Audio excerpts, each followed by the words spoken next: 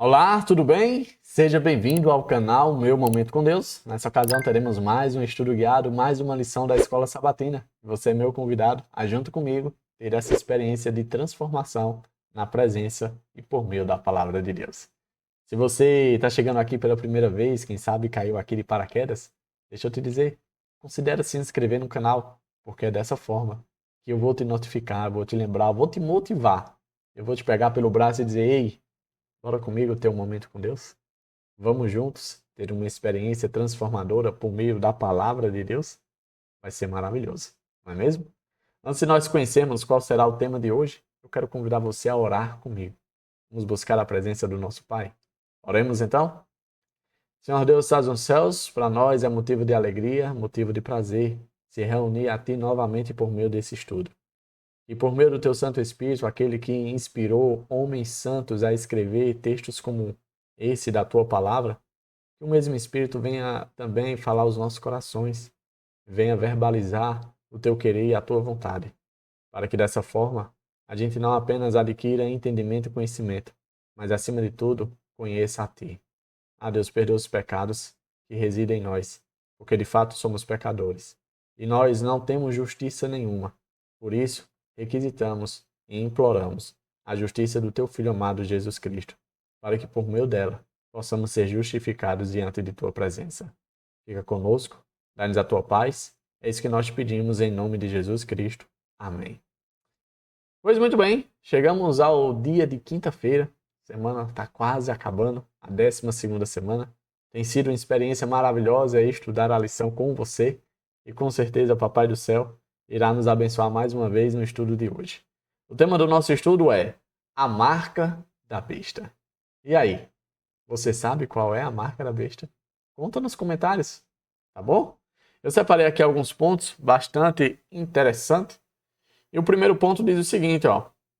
À medida que os anos passam e eventos finais como o decreto de morte e a marca da besta ainda não aconteceram, algumas pessoas expressam dúvidas e até mesmo ceticismo sobre nossa interpretação dos eventos finais, incluindo a centralidade do sábado e do domingo no conflito final. Em alguns estudos para trás e trimestres anteriores, nós falamos sobre esse assunto, sobre o que será a marca da besta. E essa expressão é muito importante. O que será? Ainda não é. Será. Tá certo? Fique bem claro isso. O que será a marca da besta? E com relação a esse assunto, nós vimos um estudo de forma bem contundente que a marca da besta será o domingo. Apresentamos no estudo as razões que levam a crer exatamente isso. E pelo que a gente percebe nesse primeiro ponto, por conta que os eventos ainda não se cumpriram, as pessoas ficam meio que incrédulas, na dúvida, do tipo, será mesmo que vai ser isso? Será que vai ser isso mesmo que vocês estão dizendo, propagando? Porque pelo que a gente percebe, como a gente costuma dizer, o andar da carruagem, parece que não vai ser bem por aí não, parece que vai ser outra coisa. E é por isso que você precisamos estar bem atento, não somente aos eventos, mas principalmente ao que a palavra de Deus ensina e mostra. Olha só esse segundo ponto. O Apocalipse é claro. Ou adoramos o Criador, ou adoramos a besta e a sua imagem. Não existe dentro do contexto de Apocalipse uma terceira via, uma terceira opção, um ficar em cima do muro. Não. Ou você é de Deus, ou você é contra Deus. É como Jesus disse: quem comigo não ajunta, espalha. E você precisa tomar uma decisão. Ah, Davi, eu não vou decidir nada agora. Você já tomou uma decisão. Ao não escolher decidir, você já está decidindo. E isso é muito preocupante. Continua.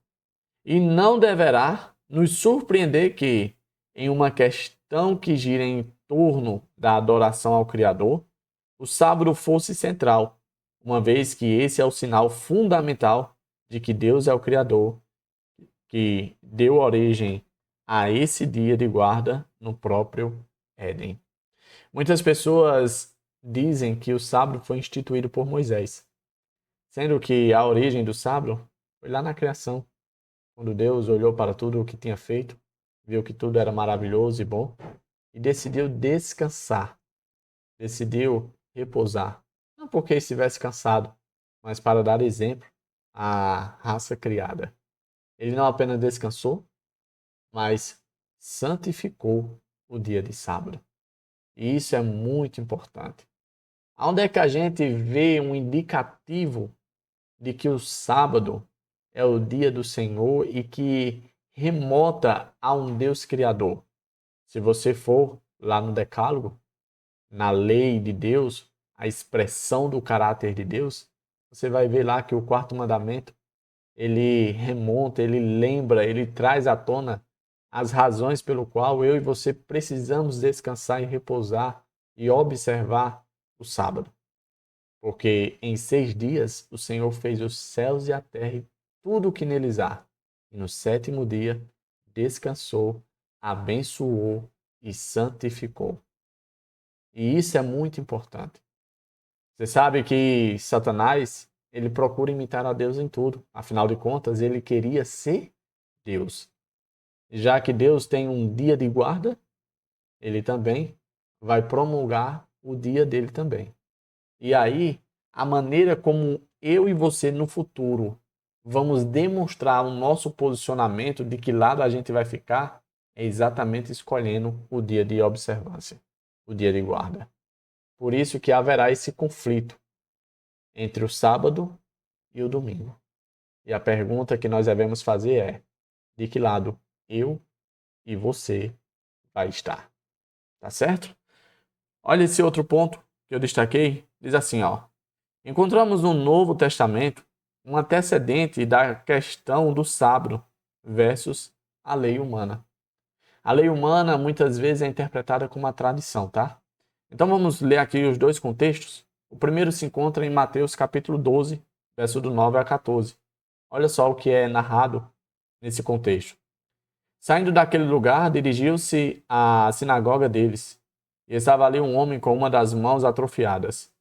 Procurando um motivo para acusar Jesus, eles lhes perguntaram: é permitido curar no sábado? Ele lhes respondeu: qual de vocês, se tiver uma ovelha e ela cair num buraco, no sábado, não irá pegá-la e tirá-la de lá? Quanto mais vale um homem do que uma ovelha. Portanto, é permitido fazer o bem no sábado. Então ele disse ao homem: estenda a mão. Ele a estendeu, e ela foi restaurada, e ficou boa como a outra. Então os fariseus saíram e começaram a conspirar sobre como poderia matar Jesus. O outro contexto está aqui no Evangelho de João, capítulo 5, verso do 1 ao 16. Algum tempo depois, Jesus subiu a Jerusalém para uma festa dos judeus. Há em Jerusalém, perto da porta das ovelhas, um tanque que, em aramaico, é chamado de Betesda, tendo 5 entradas em volta. Ali costumava ficar grande número de pessoas doentes e inválidas, cegos, mancos e paralíticos. Eles esperavam um movimento nas águas. De vez em quando descia um anjo do Senhor e agitava as águas. O primeiro que entrasse no tanque, depois de agitar as águas, era curado de qualquer doença que tivesse. Um dos que estava ali era paralítico, fazia 38 anos. Quando o viu deitado e soube que ele vivia naquele estado durante tanto tempo, Jesus lhe perguntou: você quer ser curado? Disse o paralítico: Senhor, não tenho ninguém que me ajude a entrar no tanque quando a água é agitada. Enquanto estou tentando entrar, outro chega antes de mim. Então Jesus lhe disse: levante-se, pegue a sua maca e ande. Imediatamente o homem ficou curado, pegou a maca e começou a andar. Isso aconteceu no sábado. E por essa razão os judeus disseram ao homem que havia sido curado: hoje é sábado, não lhe é permitido carregar a maca. Mas ele respondeu: o homem que me curou me disse: pegue a sua maca e ande. Então lhe perguntaram: quem é esse homem que lhe mandou pegar a maca e andar? O homem que fora curado não tinha ideia de quem era ele, pois Jesus havia desaparecido no meio da multidão. Mais tarde, Jesus o encontrou no templo e lhe disse: Olhe, você está curado. Não volte a pecar, para que algo pior não lhe aconteça. O homem foi contar aos judeus que fora Jesus quem o tinha curado. Então os judeus passaram a perseguir Jesus, porque ele estava fazendo essas coisas no sábado. Veja que aqui nós temos dois exemplos de ações que Jesus fez no dia de sábado. Veja que essas duas ações foram, podemos dizer assim, rejeitadas, vistas com maus olhos pela classe religiosa da época de Jesus, pelos próprios guardadores do sábado. E aqui entra um ponto bastante interessante que nós devemos refletir. Qual é a maneira de se guardar o sábado? O que pode e o que não pode fazer no dia de sábado. Olha esse ponto aqui que eu destaquei, ó. O desejo de matar por causa da tradição versus a maneira correta de observar o sábado. Embora a questão específica com Jesus não seja a mesma dos eventos finais, é bem próxima. Lei humana versus a lei de Deus. E em ambos os casos, a lei contestada gira em torno do sábado bíblico. Veja que em nenhuma parte na Bíblia fala que nós não podemos fazer o bem no dia de sábado, que não se pode curar. Agora, o que eles criaram por meio de tradições humanas, tornando o sábado um dia cansativo, um dia desgastante, um dia, vamos dizer assim, desprezível, foi exatamente o que atrapalhou a experiência do sábado. Os fariseus, os judeus, né, os religiosos da época de Jesus, botaram tamanha carga sobre o dia de sábado, que ao invés de ser um dia do encontro com o Senhor, passou num dia, quem sabe, para ficar olhando para a hora, para ver quando irá passar. E isso é muito importante da gente refletir, porque se nós tornarmos o sábado um dia desprezível, com certeza estaremos mais suscetível a não apenas seguir a marca da besta, mas aderir como forma de culto. Esse ponto diz o seguinte, ó, a Bíblia não proíbe curas no sábado, assim como nenhum texto bíblico colocou a guarda do domingo em lugar da observância do sábado. Eu vi alguns vídeos, né, de alguns observadores do domingo tentando explicar ali a razão pelo qual se guarda o domingo. Alguns diziam que era por conta que Jesus ressuscitou no domingo, outros disseram que foi porque os apóstolos, após a morte de Jesus, se reuniram no domingo e tal. Interessante que nenhum desses textos é mencionado a palavra domingo. Normalmente é referido como o primeiro dia da semana, né? E a gente sabe que o primeiro dia da semana é o domingo. Afinal de contas, segunda remonta o dia 2. E terça, o dia 3, e quarto, o dia 4, e assim sucessivamente. Tá certo? Então, com relação ao estudo de hoje, a marca da besta, eu creio que já é bastante claro, principalmente para aqueles que são adventistas. Para aqueles que não são, fique tranquilo quanto a isso. Você não deve se preocupar com o que será a marca da besta, mas você deve se preocupar como é que você pode adorar a Deus de maneira verdadeira e genuína.